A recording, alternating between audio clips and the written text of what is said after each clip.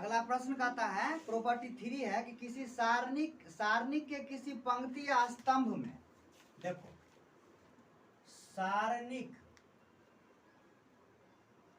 के किसी पंक्ति या स्तंभ में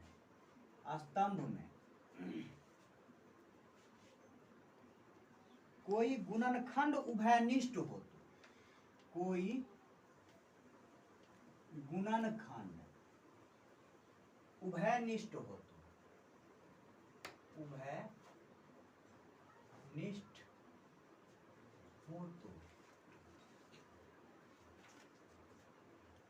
उसे सारणिक से बाहर निकाल सकते हैं, उसे सारणिक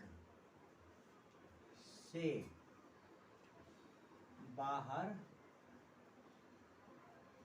निकाल सकते हैं। लिख दिए, उसे हम सारणिक से बाहर निकाल सकते हैं। जैसे देखो हम एक लेते हैं माना कि इसमें क्या हुआ कि डिटर्मिनेंट जो है A1 B1 और C1 है, A2 B2 और C2 है, A3 और B3 और C3 है ना, ये मान दिया हुआ है। अब हम दूसरा क्या करते हैं, दूसरा जो मान लेते हैं यानी कि दूसरा जो मान ले लेते हैं ट्रांसपोज बराबर, तो M A1 M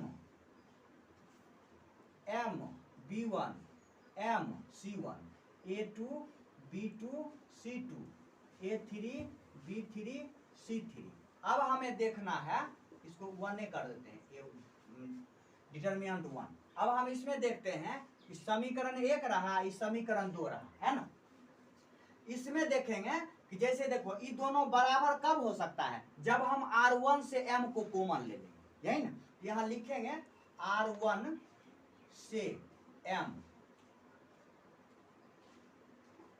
कॉमन करने पर, तो इसमें हम क्या करते हैं, जब इसमें से R1 से M को कॉमन कर लेते हैं, जब इसमें से M को कॉमन कर लेते हैं तब क्या बच जाता है, दोनों बराबर आ जाएगा, A2 B2 C2 A3 B3 C3, ये दोनों हम कॉमन लेने के बाद ये मान और ये मान बराबर आ जाता है। तो हम यहाँ लिख सकते हैं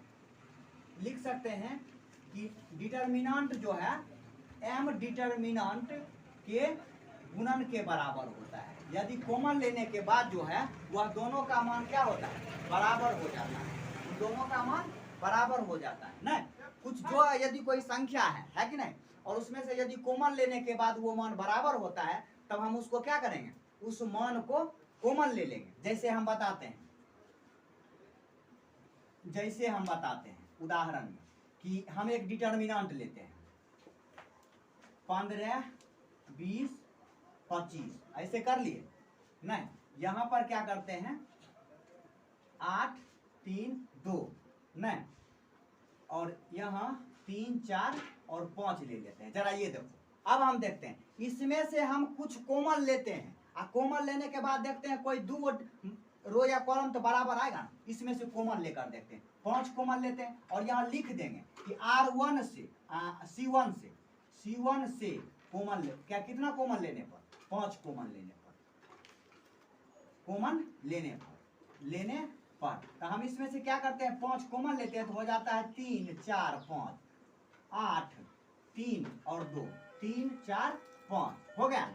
कॉमन लेने के बाद ये दोनों मान बराबर आ गया। और जब इससे हम पहले प्रॉपर्टी 2 में जब चलते हैं, और जब प्रॉपर्टी 2 में हम चलते हैं तो हमें प्रॉपर्टी 2 से पता चलता है कि 2 रो या कॉलम यदि बराबर हो तो उसका मान क्या होता है, 0 होता है। तो हम इसको क्या करेंगे, इसका मोड नहीं ज्ञात करके 5 गुने 0, तो इसका मान, इसका जब डिटर्मिनेंट ज्ञात करेंगे तो इसका डिटर्मिनेंट क्या आएगा, 0 आएगा। किस आधार से आएगा 0, क्योंकि हमें यानी कि प्रॉपर्टी 2 से मालूम है। इधर देखो, हमें प्रॉपर्टी 2 से मालूम है, नहीं प्रॉपर्टी 2 से हमें मालूम है कि 2 रो या कॉलम में जो होता है, 2 रो या कॉलम यदि बराबर है तो उसका मान क्या होता है, 0 होता है। यानी उसका जब मोड हम ज्ञात करते हैं तो उसका मोड निकालने के बाद उसका मान कितना निकलता है, मोड जीरो निकलता है। तो हमें इसे मोड ज्ञात करने की आवश्यकता नहीं है, हमें प्रॉपर्टी 2 से हमें मालूम है नहीं, हमें प्रॉपर्टी 2 से मालूम है कि इसका मान क्या होता है, जीरो होता है। क्योंकि निकालेंगे फिर भी इसका मान जीरो आएगा,